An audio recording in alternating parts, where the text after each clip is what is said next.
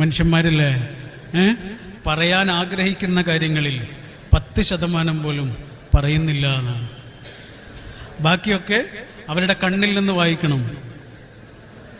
അവരിങ്ങനെ തല കുമ്പിട്ട് നിൽക്കുമ്പോൾ മനസ്സിലാക്കണം, അവർ കരയുമ്പോൾ മനസ്സിലാക്കണം, അവർ ദേഷ്യം പിടിക്കുമ്പോൾ മനസ്സിലാക്കണം. നമുക്ക് ഭയങ്കര ഇഷ്ടപ്പെട്ട ഒരാള് വല്ലാതെ ദേഷ്യം പിടിക്കുകയാണെന്ന് വിചാരിച്ചോളൂ. പതിവിലേറെ അയാൾ നമ്മളോട് ചൂടാവുക, ദേഷ്യമാവുക. അയാളോട് ചെന്നിട്ട് എന്താ ഇപ്പൊ ഇത്ര വലിയ ദേഷ്യം എന്ന് ചോദിക്കുന്നതിന് പകരം എന്താ ഇപ്പൊ ഇത്ര വലിയ സങ്കടം എന്നൊന്ന് ചോദിച്ചു നോക്കുന്നുണ്ടോ? പറയൊന്നുമില്ല. നേരം നമ്മുടെ കണ്ണിലേക്ക് നോക്കി ഇങ്ങനെ നിൽക്കും. എല്ലാ ദേഷ്യവും ദേഷ്യമല്ല, ചിലതൊക്കെ സങ്കടത്തിന് പുറത്തു വരാനുള്ളൊരു വഴി മാത്രമാണ്. നിങ്ങൾ മലയൻ കുഞ്ഞ് എന്ന് പറഞ്ഞ സിനിമ കണ്ടാ? ഞാനൊരു സിനിമ കണ്ട ആദ്യമായിട്ടാണ് ഇങ്ങനെ കരഞ്ഞു പോയത്. ഭയങ്കരമായിട്ട് കരഞ്ഞുപോയി. അതിന് പല കാരണമുണ്ട്. ഒന്ന്, ആ സിനിമയുടെ അവസാനത്തിലൊരു കുട്ടിയുണ്ട്. ആ കുട്ടിയുടെ അച്ഛനും അമ്മയും മരിച്ചതാണ്. ആ കുട്ടി കുറച്ച് കറുത്തൊരു കുട്ടിയാണ്. അപ്പം എനിക്ക് ഞാനാണെന്ന് തോന്നി. അച്ഛനും അമ്മയും മരിച്ച കറുത്ത ഒരു കുട്ടി, അത് ഞാനാണ്. അതുകൊണ്ടാണ് തോന്നുന്നു ഞാൻ ആ സിനിമ കണ്ട് ആദ്യമായാണ് ഒരു സിനിമ കണ്ട് ഇങ്ങനെ കരഞ്ഞത്. സിനിമ അഭിനയിക്കാന്നൊക്കെ നമുക്കറിയാം, എന്നിട്ട് നമ്മൾ കരഞ്ഞുപോയി, ഭയങ്കര ഇമോഷണലായി. അതിൽ ഫഹദ് ഫാസിൽ അഭിനയിച്ചൊരു നടൻ, ആ കഥാപാത്രം ഉണ്ടല്ലോ, അയാൾ ഭയങ്കര ദേഷ്യക്കാരനാണ്, എല്ലാവരോടും ദേഷ്യം. അയാളുടെ വീടിനപ്പുറത്ത് ഒരു പുതിയ കുട്ടി ഉണ്ടായതാണ്, പൊന്നി എന്ന് പറഞ്ഞൊരു കുട്ടി. എല്ലാവരും പൊന്നി എന്ന് വിളിക്കുന്നത്. നല്ല കൗതുകമുള്ളൊരു കുഞ്ഞ്. നമ്മുടെ വീടിനടുത്തൊരു കുട്ടി വന്നാൽ നമുക്ക് സന്തോഷമല്ലേ? പക്ഷെ ഇവന് ദേഷ്യമാണ്. ആ കുട്ടി കരയുമ്പോഴൊക്കെ ഇവന് ടോർച്ചടിച്ചിട്ട് ശല്യപ്പെടുത്തുക, എല്ലാവരോടും ദേഷ്യം. പക്ഷെ പിന്നെ നമുക്ക് മനസ്സിലാവുക ദേഷ്യമൊന്നുമല്ല, അവൻ്റെ സങ്കടങ്ങളാണ്. അവൻ ഏറ്റവും ഇഷ്ടപ്പെട്ട 2 ആളുകളെ അവന് നഷ്ടപ്പെട്ടു. അതാണ് പ്രശ്നം. അവൻ്റെ ജീവനായ പെങ്ങള് അവനെ പറ്റിച്ചുപോയി. ആ പെങ്ങള് പോയതിൻ്റെ ആഘാതത്തിൽ അവൻ അവൻ്റെ അച്ഛനെയും നഷ്ടപ്പെട്ടു. അപ്പോ അവനല്ലാതായി മാറി. അവനല്ലാതായി മാറി. അവൻ ദേഷ്യക്കാരനായി മാറി. എന്താ ഒരാളെ മനസ്സിലാക്കുന്നൊക്കെ പറഞ്ഞത്രേ ഉള്ളൂ. നമ്മൾ കാണുന്നൊന്നല്ല മനുഷ്യൻ. നമ്മളൊരു പുസ്തകത്തിന്റെ ചെട്ട കണ്ടിട്ട് ആ പുസ്തകം വിലയിരുത്തുന്നതിൽ അർത്ഥമില്ല. അത് വായിച്ച് തന്നെ നോക്കണം, അപ്പോഴേ ആ പുസ്തകം എന്താണെന്ന് മനസ്സിലാവുള്ളൂ. ഇതേപോലെ മനുഷ്യന്മാരും തൻ്റെ മുന്നിൽ വരുന്ന മുഴുവൻ മനുഷ്യനെയും അങ്ങനെ ചേർത്ത് പിടിച്ച ഒരാളുടെ പേരായിരുന്നു പാണക്കാട് സയ്യിദ് മുഹമ്മദ് അലി ശിഹാബ് തങ്ങൾ. നേരത്തെ ഇവിടെ പറഞ്ഞില്ലേ, തളിയിലെ ക്ഷേത്രത്തിന്റെ ഗോപുര കവാടം ആരോ തീയിട്ട് നശിപ്പിച്ചു എന്നൊക്കെ പറഞ്ഞില്ലേ? അങ്ങോട്ട് ശിഹാബ് തങ്ങൾ വന്നിട്ട് 2 കാര്യങ്ങളെ പറഞ്ഞ. ഒന്ന് പറഞ്ഞു, ആ ഗോപുരവാതിൽ ഞങ്ങൾ നിർമ്മിക്കും. രണ്ടാമത് പറഞ്ഞു, ആ ഗോപുരവാതിലിന് ഞങ്ങൾ കാവലിരിക്കും. ചെറിയ വാക്കല്ലേ അത്.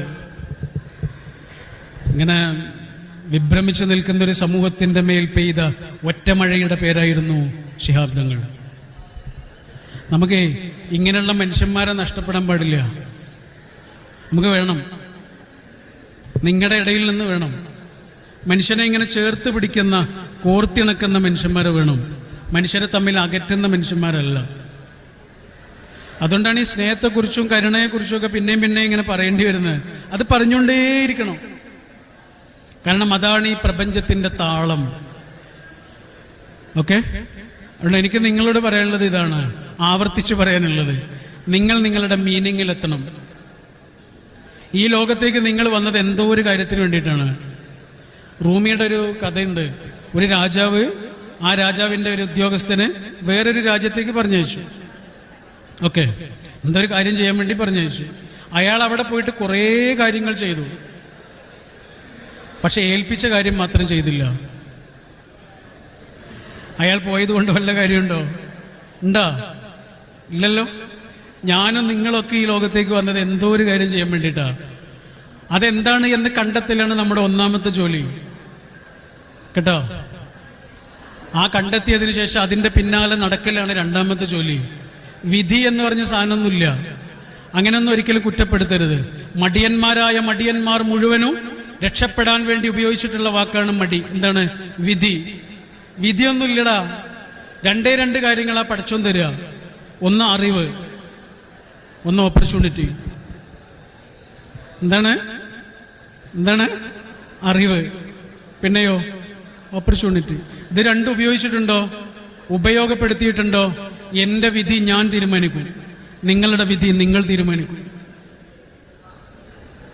അല്ലാതെ മടിയന്മാർക്ക് പറയാനുള്ള, കുറ്റപ്പെടുത്താനുള്ളതിൻ്റെ പേരൊന്നുമല്ല അത്.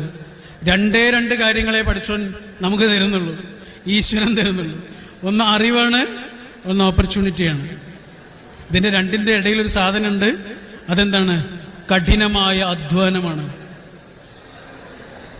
ഇതില്ലാത്തവർക്ക് എവിടെ എത്താൻ കഴിയില്ലടാ. പ്രതിഭ ഉണ്ടായതുകൊണ്ട് മാത്രം കഴിവുണ്ടായതുകൊണ്ട് മാത്രം കാര്യമില്ല. കഠിനാധ്വാനം വേണം. കഴിവ് എന്ന് പറയുന്നത് പഠിച്ചോൻ തരും. ഓക്കെ, കഴിവ്. കഠിനാധ്വാനം നമ്മൾ ഉണ്ടാക്കണം. ഒന്ന് ആകാശത്തു നിന്ന്, ഒന്ന് ഭൂമിയിൽ നിന്നാണ്. ഇത് രണ്ടും കൂടെ ചേരുമ്പോൾ കൂട്ടിമുട്ടുന്നിടത്ത് കണ്ടുമുട്ടുന്നതിൻ്റെ പേരാണ് സക്സസ്, വിജയം.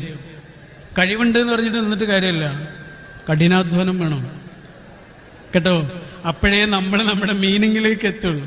ഇവിടെ ധാരാളം പെൺകുട്ടികളെ കാണുന്നുണ്ട്. പറയാ, കേൾക്കണില്ലേ? ഇങ്ങനെ തുറന്ന സ്ഥലമായതുകൊണ്ട് ഞാൻ ആവശ്യത്തിലേറെ സൗണ്ട് ഇടുന്നുണ്ട് തോന്നുന്നു അല്ലേ? ഇത്രയൊന്നും സൗണ്ടിൽ പറയേണ്ട കാര്യമില്ല. പക്ഷെ എനിക്ക് തോന്നുന്നു നിങ്ങൾ കേൾക്കണില്ല എന്ന് തോന്നുന്നു. ഞാൻ അവസാനിപ്പിക്കാം കേട്ടോ. അവസാനം ഒരു കാര്യം പറയാം. എന്താണെന്നറിയാം? ഇവിടെ ഇരിക്കുന്ന പെൺകുട്ടികളോട് പ്രത്യേകിച്ചും പറയാം. കാരണം നിങ്ങളാണ് നിങ്ങളുടെ മീനിങ്ങിൽ നിന്ന് എപ്പോഴും വഴിയിലായി പോവുക. നിങ്ങളുടെ മീനിങ്ങിലേക്ക് എത്താൻ കഴിയാതെ വഴിയിലായി പോകാറുള്ളത് പലപ്പോഴും നിങ്ങളാണ്. അതുകൊണ്ട് പറയാം, ഏതൊരു പുരുഷന്റെയും വിജയത്തിന്റെ പിന്നിൽ ആരുണ്ടാവും? സ്ത്രീ ഉണ്ടാവും അല്ലേ? ഏതൊരു പുരുഷന്റെയും വിജയത്തിന്റെ പിന്നിൽ ഒരു സ്ത്രീ ഉണ്ടാവും. പരാജയത്തിന്റെ പിന്നിൽ ഒന്നിലേറെ സ്ത്രീകളുണ്ടാവും. വിജയത്തിന്റെ പിന്നിൽ എന്തായാലും ഒരു സ്ത്രീ ഉണ്ടാവും. പക്ഷേ ഏതൊരു സ്ത്രീയുടെയും വിജയത്തിന്റെ പിന്നില് അവള് തന്നെയായിരിക്കും കേട്ടോ. അവളുടെ ഉറച്ച നിലപാടുകളായിരിക്കും, അവളുടെ ആർജവമുള്ള കാൽവെപ്പുകളായിരിക്കും, പിന്തിരിയാത്ത അവളുടെ ഊർജമായിരിക്കും, വേറൊരു കുഴിയിലും വീണുപോകാത്ത അവളുടെ നിശ്ചയദാർഢ്യമായിരിക്കും. Thank you.